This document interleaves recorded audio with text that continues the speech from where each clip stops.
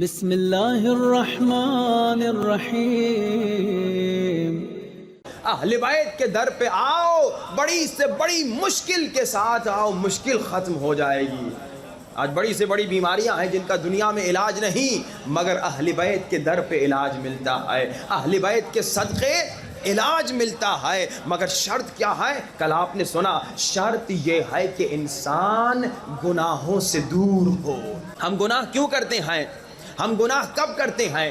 ہر انسان سے اگر آپ پوچھے کیا تو گناہ کرنا چاہتا ہے، شروع میں وہ کہے گا نہیں، میں کیوں گناہ کروں، میں کوئی گندا آدمی ہوں، میں کیوں گناہ کروں۔ کوئی انسان گناہ کرنا نہیں چاہتا، مگر کل آپ نے سنا شیطان دھوکہ دیتا ہے۔ شیطان کہتا ہے میں سیدھے راستے پہ بیٹھوں گا، میں سنیما جا کے گمراہ نہیں کروں گا، وہ تو شیطان کے آدمی ہیں۔ میں غلط جا کے گمراہ نہیں کروں گا، میں پب میں کلب میں جا کے گمراہ نہیں کروں گا، وہ تو شیطان کے آدمی ہے۔ شیطان کہتا ہے میں مسجد میں آؤں گا، میں امام بارگاہ میں آؤں گا، سیدھے راستے پہ بیٹھوں گا اور وہاں سے لوگوں کو غلط ایڈریس دوں گا۔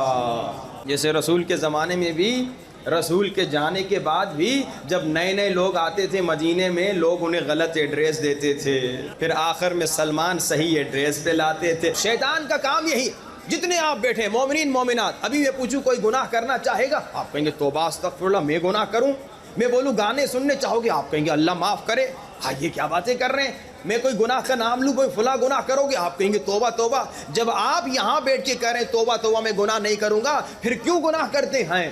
شیطان کا دھوکہ۔ شیطان سیدھے راستے پہ بیٹھتا ہے اور سیدھے راستے سے آپ کو غلط ایڈریس دیتا ہے۔ کل آپ نے سنا مومن تھا مسجد میں آیا، حدیث روایت ہے مومن مسجد میں آیا، مگر مسجد سے جب نکلا تو فاسق بنا۔ شیطان نے اسے دھوکہ دیا، تو تو بڑا نمازی ہے، تو تو بڑا نیک انسان ہے، تو تو نماز شب پڑھنے والا ہے، تو تو قرآن پڑھنے والا ہے۔ شیطان دیکھتا ہے بھائی یہ مومن ہے، بڑا عزادار ہے، آنکھوں سے آپ سے گناہ نہیں کروا سکتا۔ شیطان دیکھتا ہے اس سے گالی نہیں کہلوا سکتا کیونکہ علی کا چاہنے والا ہے۔ شیطان کہتا ہے اس سے گانے نہیں سنوا سکتا۔ شیطان کہتا ہے اس سے میں ہاتھ سے خیانت نہیں کروا سکتا، تو اب کیا کروں؟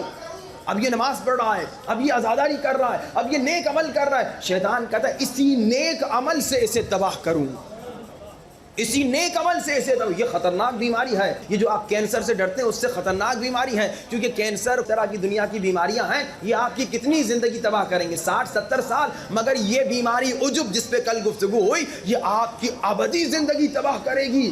انسان سنبھل کے رہنا، شیطان کے دھوکے میں نہ آنا۔ شیطان بڑا خطرناک۔ ایک عابد تھا، عابد 40 سال اس نے عبادت کی۔ ہم اور آپ کتنی عبادت کرتے ہیں جانتے ہیں؟ آپ گھر جا کے کیلکولیٹ کیجئے گا۔ ایک صاحب نے حساب کیا، انہوں نے کہا اگر کسی کی 60 سال عمر ہو تو اس میں صرف 2 سال عبادت کرتا ہے، 20 سال تو نیند میں گزار دیتا ہے۔ یعنی 60 سال والے صرف 2 سال عبادت کرتے ہیں، اور یہ عابد کون تھا جس نے 40 سال عبادت کی، اور کہاں؟ جنگل و بیابان میں رہتا تھا، اور 40 سال عبادت کے بعد شیطان نے پہلے کہا اسے عبادت کرنے دو۔ شیطان نے پہلے روکا عبادت سے روکنے کی کوشش کی مگر نہیں روکا۔ شیطان نے کہا اب عبادت کرنے دو، اب عبادت کرنے دو، اب میں آخری ٹائم پہ اس پہ حملہ کروں گا۔ 40 سال اس نے عبادت کی۔ شیطان نے ایک دن اسے کہا واہ بھائی واہ، اب تو نے اتنی جو عبادت کی ہے، تو نے جنت کی قیمت ادا کر دی۔ ہم یہ کہتے ہیں یا نہیں؟ ہم یہ سمجھتے ہیں یا نہیں؟ میں تو اتنا آزادار ہوں، میں تو پکا جنتی ہوں۔ بھائی کیوں پکا جنتی؟ کیا گارنٹی ہے؟ کیونکہ نماز زیادہ پڑھی ہے، کیونکہ ماتم زیادہ کیا ہے، کیونکہ عزاداری زیادہ کی ہے؟ یعنی ناز کر رہے ہو، اپنے عمل پہ ناز کر رہے ہو کہ میں بڑا عابد، میں بڑا عزادار؟ نہیں، شیطان بڑا خطرناک ہے، حملہ کرتا ہے بڑی خطرناک جگہ پہ۔ عابد 40 سال عبادت کرتا ہے، کہتا ہے اب تو میں نے جنت کی قیمت ادا کر دی۔ اب اللہ اسے ہدایت دینا چاہ رہا تھا، اے عابد تو کیا سمجھتا ہے 40 سال کی عبادت کے بعد تو پکا جنتی ہے، تجھے جنت ملے گی؟ اب ہم یہی سمجھتے ہیں، ہمیں آ کے یہ بھی بتایا جاتا ہے نا تم پکے جنتی ہو۔ کل اگر ٹائم رہا تو اس پہ گفتگو کروں گا کہ ہم پکے جنتی ہیں یا کچے جنتی ہیں، یہ انشاءاللہ کل اگر یاد رہا تو اس پہ گفتگو ہوگی۔ اب اللہ نے عابد کو ہدایت دینا چاہیے۔ عابد نے کہا کہ میں نے تو جنت کی قیمت ادا کر دی، اتنی عبادت کی۔ جس جنگل میں رہتا تھا نا، وہاں بڑی پیاری نہریں تھیں، بہت زیادہ درخت تھے، بہت زیادہ پھل فروٹ تھے۔ اللہ نے نہروں کو خشک کر دیا، نہریں خشک ہو گئیں، درخت خشک ہو گئے۔ اب وہ جنگل جو جنت تھا وہ صحرا بن گیا، بیابان بن گیا، جہنم بن گیا۔ اب رہنے کے قابل نہ تھا. پہلے جب بھوک لگتی تھی فروٹ کھاتا تھا, پیاس لگتی تھی تو نہروں کا پانی پیتا تھا. اب سب خشک ہو گیا. اللہ نے اسے ہدایت دینی تھی. اب یہ عابد وہاں سے نکلا, اس نے کہا یہاں نہیں رہا جا سکتا. عابد نکلا کہ کسی اور جگہ جاؤں.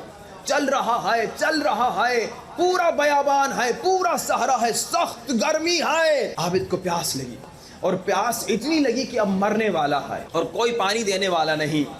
اچانک عابد کے سامنے ایک آدمی نظر آیا. اچانک کوئی آدمی نہیں تھا, اس کے ہاتھ میں مشکیزہ تھا, پانی تھا. عابد نے کہا اے اللہ کے بندے, میں پیاس سے مر رہا ہوں, تھوڑا پانی دو گے؟ آدھا گلاس پانی دو گے؟ میں پیاس سے مر رہا ہوں. اس شخص نے کہا پانی تو میرے پاس ہے مگر مفت میں نہیں دوں گا, قیمت کیا دو گے؟ اس نے کہا میں تو فقیر ہوں, میرے پاس تو کچھ نہیں, نہ پیسہ ہے, نہ سونا ہے, نہ زمین ہے. اس شخص نے کہا تو پانی نہیں دوں گا. اب عابد چلتے چلتے کہتا ہے اے اللہ کے بندے, میرے پاس ایک چیز ہے, میں نے اللہ کی 20 سال 40 سال عبادت کی ہے, جس میں سے 20 سال کی عبادت تمہیں دوں گا, تو مجھے آدھا گلاس پانی پلا دے. اس نے کہا یہ معاملہ ٹھیک ہے, تمہاری 20 سال کی عبادت کا ثواب مجھے, اور میں بدلے میں آدھا گلاس پانی دیتا ہوں. اس نے پانی پیا, جان میں جان آئی, چلنے لگا. اب گرمی ہے, صحرا ہے, بیابان ہے. چلتے چلتے چلتے کئی گھنٹوں کے بعد یہ پانی والا سامنے چل رہا ہے, جو اچانک نظر آیا, جو تھا نہیں. یہ پانی والا سامنے چل رہا ہے, عابد پیچھے. چلتے چلتے جب بہت پھر پیاس لگی, کہا وہ جو 20 سال دوسرے بچے ہیں نا عبادت کے, اس کا ثواب بھی تجھے آدھا گلاس اور پانی پلا دے. یہاں اس نے پھر 20 سال کا ثواب دیا, آدھا گلاس پانی پیا, اور اچانک وہ غائب ہو گیا. وہ فرشتہ تھا اللہ کا. آواز آئی اے اپنی 40 سال کی عبادت پہ ناز کرنے والے, دیکھ لیا اپنی عبادت کی قیمت؟ تیری 40 سال کی عبادت ایک گلاس پانی کے برابر ہے, اور تو کہہ رہے میں نے جنت کی قیمت ادا کر دی. آج ہم تھوڑی عزاداری کرتے ہیں, تھوڑا ماتم کرتے ہیں, تھوڑی نماز پڑھتے ہیں, سمجھتے ہیں ہم پکے جنتی. یعنی اس کی 40 سال کی عبادت اللہ کے ایک گلاس پانی کے برابر تھی بس. اللہ سمجھا رہا ہے تم دن میں کتنی مرتبہ پانی پیتے ہو, کتنی مرتبہ تم پانی پیتے ہو, کتنی مرتبہ سانس لیتے ہو, کتنی مرتبہ ان آنکھوں سے دیکھتے ہو, کتنی مرتبہ ان کانوں سے سنتے ہو. یہ اللہ کا ہے سب کچھ. کس بات پہ ناز؟ حضرت ایوب کا واقعہ ہے. حضرت ایوب پر بہت مصیبتیں آئیں, اللہ نے امتحان کرنا چاہا. حضرت ایوب سے اللہ نے ان کی گائے بھینسیں لے لی, سب مر گئی. بہت مال تھا, پیسہ لے لیا, بہت بچے تھے, بچے لے لیے, بچے مر گئے. آخر میں ایوب بیمار ہو گئے.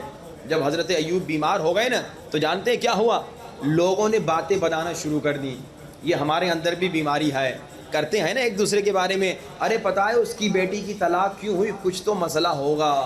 یہ باتیں کرتے ہیں کہ نہیں کرتے؟ اس کے بیٹے نے فلاں کام کر دیا, اس کے بیٹے نے فلاں چیز کہہ دی. بھائی ایک دوسرے کے بارے میں بری باتیں نہ بتایا کرو, اچھی باتیں بتایا کرو. یہ جو باتیں ہم بناتے ہیں بہت بڑا گناہ ہے. حدیث ہے اگر کسی مجمع میں ایک ایسا انسان ہو جو باتیں بناتا ہے, ادھر کی بات ادھر کرتا ہے, ادھر کی بات ادھر کرتا ہے, غیبتیں کرتا ہے, لوگوں کے بارے میں باتیں بناتا ہے, کسی ہزاروں کے مجمع میں ایک ایسا بندہ ہو, اسے ایک کی وجہ سے اللہ سب کی دعا کو رد کرتا ہے. یعنی اتنا بڑا گناہ ہے, یعنی وہ شخص اتنا بڑا خبیث ہے, اور وہ خباثت ہم سب کرتے ہیں. اس کی بات, اس کی بات, اس کے گھر کی بات, اس کے گھر کی بات. اب لوگوں نے باتیں بنانا شروع کر دی. لوگوں نے کہا ایوب میں کچھ تو عیب ہوگا جو اللہ اس پہ اتنا عذاب بھیج رہا ہے. ایوب میں کوئی تو عیب ہوگا جو اللہ اس پہ اتنا عذاب بھیج رہا ہے. اب حضرت ایوب نے جب یہ باتیں سنی تو حضرت ایوب کو دکھ ہوا. حضرت ایوب نے کہا خدایا تو نے مجھ سے گائے بھینسیں لے لی, میرے سارے حیوانوں کو مار دیا, میں نے صبر کیا.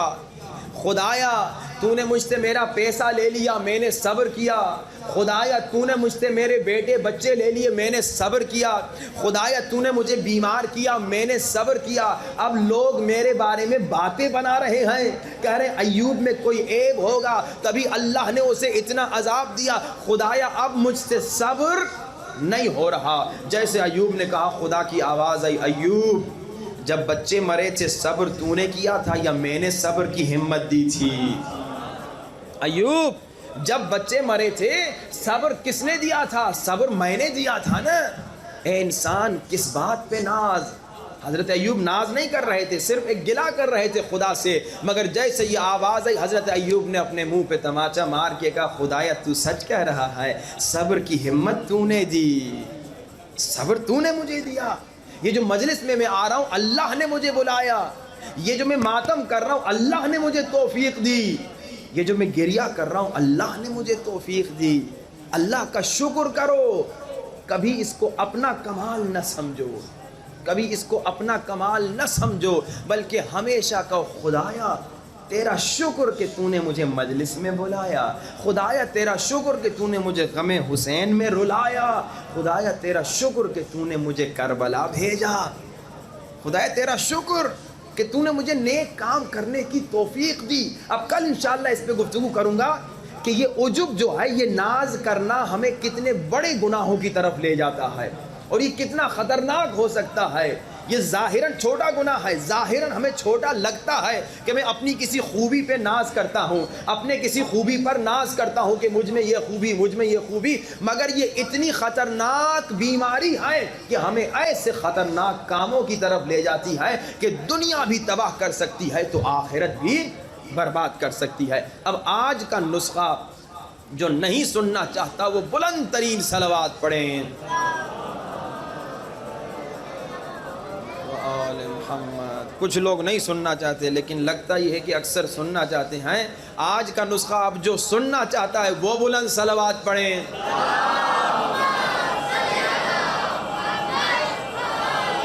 محمد وعجل۔ اچھا کل کا نسخہ کیا تھا؟ کل کا نسخہ یہ تھا، میں نے وعدہ کیا ہر روز ایک نسخہ بتاؤں گا۔ کل کا کینسر کا علاج تھا کہ ہے 7 دن کا نسخہ، بعض کو 40 دن میں شفا ملی، بعض کو 1 سال میں۔ کیا تھا؟ نماز فجر کے بعد شروع میں 100 مرتبہ صلوات، پھر 70 مرتبہ سورہ فاتحہ، 70 مرتبہ سورہ توحید، 70 مرتبہ سورہ ناس، 70 مرتبہ سورہ فلق اور 70 مرتبہ آیت الکرسی ہم فیہا خالدون تک، آخر میں بھی 100 مرتبہ صلوات بارش یا زمزم کے پانی پر پڑھیں۔ آج کا نسخہ کمال کا نسخہ ہے، یہ وہ نسخہ ہے جس کے ذریعے سے آپ اگر چاہیں پہاڑوں کو ہلا سکتے ہیں۔ کمال کا نسخہ، سپر پاور نسخہ، لیکن وہ شرط یاد رکھیے گا۔ میں نے کیا کہا؟ شرط یہ ہے کہ آپ جو ہے نا گناہ پہ کنٹرول کریں۔ میں آپ کو ایک مثال دوں، پہلے ایک کمال کی مثال۔ ایک آدمی بہت موٹا ہو گیا ہے، بہت موٹا ہو گیا ہے، اسے اب احساس ہوا کہ بھائی میں نے وزن گرانا ہے۔ کسی سے اس نے پوچھ لیا کہ بھائی میں وزن گراؤں تو کیا کروں؟ تو کسی نے اسے کہا پہلا کام یہ کرو کہ روزانہ 1 گھنٹہ جوگنگ کرو، دوڑو، ایکسرسائز کرو۔ اب یہ بیچارہ روزانہ 1 گھنٹہ دوڑتا تو ہے، مگر دوڑنے کے بعد جب دوڑ کے گھر واپس آتا ہے مکھن بھی کھاتا ہے، پراٹھا بھی کھاتا ہے، نہاری بھی کھاتا ہے، پائے بھی کھاتا ہے۔ سچ سچ بتاؤ اس کا وزن کم ہوگا یا اوپر ہوگا؟ اس کا وزن اوپر ہوگا۔ اب یہ 6 مہینے تک روزانہ 1 گھنٹہ دوڑ رہا ہے، روزانہ 1 گھنٹہ دوڑتا ہے، پھر آ کے نہاری اور پائے شائے کھاتا ہے، وزن بڑھا اور آ کے پھر گلا کرنے لگا، بھائی آپ نے تو کہا تھا کہ ہر روز دوڑو گے تو ہمارا وزن کم ہوگا، مگر ہمارا وزن تو بڑھ گیا۔ تو لوگ پوچھیں گے بھائی دوڑنے کے علاوہ اور کیا کرتے تھے؟ جب کہے گا نہاری بھی کھاتا تھا، پائے بھی کھاتا تھا، پراٹھے بھی کھاتا تھا، تو ہر آدمی یہی کہے گا وزن گرانے کے لیے تمہیں دوڑنے کے ساتھ، ایکسرسائز کے ساتھ کھانے پر بھی کنٹرول کرنا ہے، اور انشاءاللہ اس پہ عمل کیجئے۔ پاکستان میں ہم دیکھتے ہیں ماشاءاللہ مومنین کے یہ نکلتے ہیں بہت زیادہ پیٹ، تو یہ بہت بری بات ہے۔ اپنا وزن کم کیجئے۔ یہ جو موٹا ہو جاتے ہیں نا، یہ کوئی اچھی بات نہیں، یہ کوئی کمال نہیں۔ مرد بھی عورت بھی شادی سے پہلے تو بڑا اسمارٹ ہوتے ہیں کہ ہم پتلے ہوں اور اچھے لگیں، اور شادی کے بعد پتہ نہیں کیوں گائے بھینس بننے لگتے ہیں۔ اللہ نے انسان بنایا ہے تو گائے بھینس نہ بنے۔ وہ گائے بھینس ہے جو کھاتی رہتی ہے، اسے پتہ نہیں چلتا جب مجھے اللہ نے انسان بنایا ہے تو کھانے پہ کنٹرول کرو۔ ہاں جی چاہتا ہے کھاؤں، مگر اپنے لیے قانون بنائیے کہ میں نے 2 روٹیاں کھانی ہے، اس سے زیادہ نہیں کھانی، میں نے 1 روٹی کھانی ہے، اس سے زیادہ نہیں کھانی، اور ارادے پہ مضبوط رہیے۔ تو موٹا انسان ورزش کرے گا، ساتھ میں کنٹرول کرے گا تو وزن گرے گا۔ اسی طرح اہل بیت کے نسخے ناممکن کو ممکن کرتے ہیں، مگر شرط ہے نسخے کے ساتھ گناہ پہ کنٹرول کرو۔ اگر آپ 1000 دن تک بھی نسخوں پہ عمل کریں گے اور ساتھ میں گناہ کریں گے تو کوئی اثر نہیں ہوگا۔ کل میں نے 7 دن کا نسخہ بتایا، کوئٹہ کے ایک مومن نے تجربہ کیا، انہیں کینسر تھی، 7 دن میں وہ ٹھیک ہو گئے۔ 7 دن کا، مولانے کا 7 دن کا نسخہ ہے، مگر جب زبان سے غیبت ہو، جب آنکھوں سے نامحرم کو دیکھیں، جب کانوں سے گانے سنیں، غیبتیں سنیں، تہمتیں سنیں، فتنے سنیں، جب خود فتنے کرائیں، تو پھر آپ دیکھیے بعض کو 40 دن میں، بعض کو 1 سال میں، بعض کو 10 سال شاید لگ جائیں مگر نتیجہ نہ ملے۔ کل دعائے کمیل ہم نے پڑھی تھی، ایک جملہ تھا، خدایا میرے ان گناہوں کو بخش دے جن کی وجہ سے دعائیں جیل میں چلی جاتی ہیں۔ کبھی ہم گناہ کرتے ہیں، ہمارے گناہ کی وجہ سے اللہ دعا قبول کرنا چاہتا ہے مگر گناہ کی وجہ سے دعا جیل میں چلی جاتی ہے۔ تو خدا را گناہ سے بچیے، پھر دیکھیے اہل بیت کے نسخے کتنے پاورفل ہیں۔ اب آج وہ نسخہ سنانا ہے جو پہاڑوں کو ہلانے کے لیے کافی ہے، یعنی اگر آپ چاہیں اس سے پہاڑ ہلا سکیں، یعنی کیا؟ اب کل پہاڑ کے سامنے نہ جائیے گا پہاڑ ہل کیوں نہیں رہا۔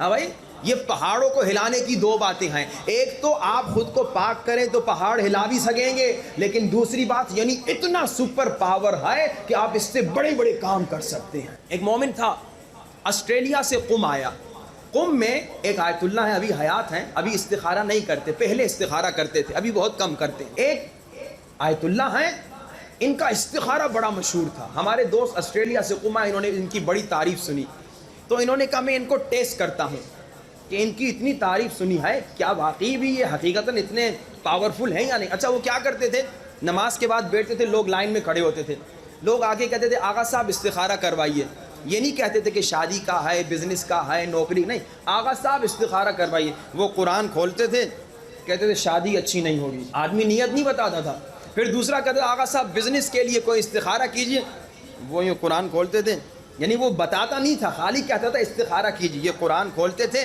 کہتے تھے بزنس میں کامیابی ہوگی، بسم اللہ شروع کرو۔ تو اس ہمارے دوست نے ان کی بڑی تعریف سنی تھی، اس نے کہا میں ٹیسٹ کروں، اور انہوں نے کہا کہ میں ان سے 2 استخارے کرواؤں گا، دونوں جھوٹے، یعنی کوئی نیت نہیں ہوگی، جا کے دیکھوں کہ انہیں پتہ چلتا ہے یا نہیں۔ لائن میں کھڑے ہو گئے، نمبر آیا، کہا حاج آغا استخارے، آغا صاحب استخارہ کروائیے۔ انہوں نے یوں قرآن کھولا، دیکھ کر کہا جھوٹا استخارہ کیوں کروا رہے ہو؟ یعنی اتنی پاورفل شخصیت۔ اس نے کہا میرا ارادہ تھا، مجھے کوئی یقین تو ہوا لیکن میرا ارادہ 2 استخارے تھا، میں پھر لائن میں کھڑا ہو گیا۔ کہا پھر میں لائن میں کھڑا ہوا، پھر میں نے نمبر آیا، میں نے کہا آغا استخارہ، انہوں نے قرآن کھولا، کہا 1 مرتبہ ٹیسٹ کیا، یقین نہیں آیا، 1 مرتبہ ٹیسٹ کیا، یقین نہیں آیا۔ کہا اب مجھے یقین آ گیا، اب مجھے یقین آ گیا کہ یہ کوئی عام ہستی نہیں ہے، اللہ نے انہیں ایک کمال کی طاقت دی ہے۔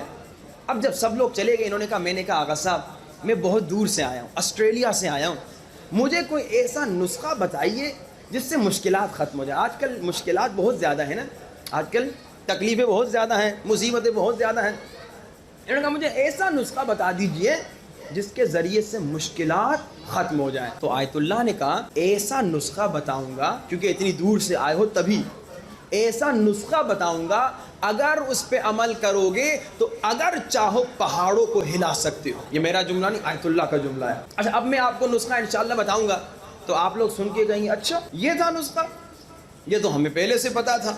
یہ ہم مومنین کی ایک عادت ہوتی ہے، مومنین سمجھتے ہیں مولانا صاحب نے جو اتنی بڑی بات بتائی اب پتہ نہیں کوئی نئی بات بتائیں گے۔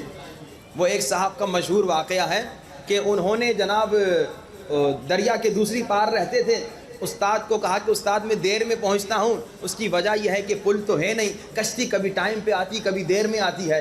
تو استاد نے کہا کوئی بات نہیں، میں تمہیں ایک تعویذ دیتا ہوں، ایک تعویذ دیتا ہوں، یہ تعویذ اپنے ساتھ رکھ، پھر تجھے کشتی کا انتظار کرنے کی ضرورت ہی نہیں ہوگی، بس تو پانی پہ ایسے چل کے آنا جیسے تو زمین پہ چلتا ہے۔ اب یہ روز پانی پہ چلتا تھا جیسے زمین پہ چلتے ہیں۔ ایک دن اس نے کہا یہ کھول کے دیکھوں یہ تعویذ ہے کیا؟ جب کھولا تو دیکھا بسم اللہ الرحمن الرحیم۔ کہا اچھا یہ تو مجھے بھی پتا تھا، یہ تو مجھے بھی پتا تھا۔ یہاں اس نے کہا یہ تو مجھے بھی پتا تھا، ڈوبنے لگا پھر نہ چل سکا۔ کبھی کبھار یہ پرابلم ہم میں ہوتی ہے، ہم کہتے ہیں بھائی یہ تو مجھے بھی پتا تھا، مولانا آپ نے اتنا بڑا چڑھا کے بس ویسے ہی خطابت میں آپ نے ایک بات کو بڑا کر کے پیش کیا، نہیں یہ حقیقتاً بڑی بات ہے۔ اور یہ نسخہ میں نے کراچی میں ابھی ایام فاطمیہ میں ایک جگہ پہ کہا 40 دن تک اس پہ عمل کریں، کوشش کریں 1 سال تک عمل کریں، کم سے کم 40 دن۔ پھر میں پڑھ کے واپس مشہد گیا۔ اب جیسے میں نے کہا تھا جب آپ پاک ہوں گناہ نہ کریں تو آپ کو جلدی جواب ملتا ہے۔ ایک لڑکے نے مجھے فون کیا، جوان لڑکا تھا، اس نے کہا مولانا آپ نے جو نسخہ بتایا تھا نا، ہم نے صرف 3 دن ابھی عمل کیا اس پہ، ہماری مشکل ختم ہو گئی۔ یعنی اتنا پاورفل نسخہ ہے۔ اتنا سپر پاور نسخہ ہے، لیکن اس پہ انشاءاللہ کوشش کیجئے گا کم سے کم 40 دن عمل کریں، کم سے کم 40 دن عمل کریں. اور جو بھی آپ کی، لیکن وہ یاد رکھیے گا، موٹے والی مثال یاد رکھیے گا کہ بھائی موٹا انسان جب وزن گراتا ہے ساتھ میں گناہ پر بھی کنٹرول کرنا ضروری ہے ایکسرسائز کے. اسی طرح ان اعمال سے اگر آپ فائدہ حاصل کرنا چاہتے ہیں تو ساتھ میں گناہ پر کنٹرول ضروری ہے. اور انشاءاللہ جب اس نسخے پہ آپ عمل کریں نا، حاجتیں تو آپ کی بہت ہوں گی، یقیناً ہر انسان کی زندگی میں کئی حاجتیں ہیں، حاجتیں تو بہت ہوں گی. جب بھی اس نسخے پہ عمل کریں نا، پہلے اپنی حاجتیں نہ مانگیے گا، پہلے اپنے لیے دعا نہ کیجیے گا. جب اس پہ عمل کریں نا انشاءاللہ، سب سے پہلے ہاتھوں کو بلند کر کے آنکھوں سے آنسو بہاتے ہوئے یہ دعا ضرور مانگیے گا، خدایا یوسف زہرا کا جل ظہور فرما. یہ ضرور کوشش کیجیے گا. جب بھی حاجت ہو نا، جب بھی دعا ہو، جب بھی کچھ اللہ سے فقیری کرنی ہو، جب بھی اللہ سے کچھ مانگنا ہو نا، تو اپنے لیے بعد میں مانگنا، پہلے امام زمانہ کے ظہور کی دعا کرنا کہ خدایا اسے بھیج دے جو سالوں سے رو رو کے دعا کر رہا ہے کہ خدا مجھے بھیج دے. خدایا اسے بھیج دے جو تڑپ تڑپ کے دعا کر رہا ہے، خدایا مجھے آنے تو دے، میں ان ظالموں کے ہاتھوں کو توڑ دوں گا جنہوں نے اماں زہرا کے اوپر آگ کا دروازہ گرایا. امام کے ظہور کی ضرور دعا کیجئے، امام زمانہ کے ظہور کے لیے ضرور دعا کیجئے. اور وہ نسخہ کیا ہے؟ کمال کا نسخہ یہ ہے، ہر نماز کے بعد، نماز فجر کے بعد، نماز ظہر کے بعد، نماز عصر کے بعد، نماز مغرب کے بعد، نماز عشاء کے بعد، فجر ظہر عصر مغرب عشاء 5 نمازوں کے بعد، ہر نماز کے بعد ایک مرتبہ دعائے توسل پڑھنا. جب بچپن سے آپ صرف منگل کو پڑھتے آئے ہیں، دعائے توسل کیا ہے؟ 14 معصومین سے فقیری، 14 معصومین سے فقیری. اے میرے رسول، خدایا مجھے رسول کا واسطہ. اے میرے مولا علی، خدایا تجھے علی کا واسطہ. اے میری بی بی زہرا، خدایا تجھے بی بی زہرا کا واسطہ، ہماری مشکل کو ختم کر دے.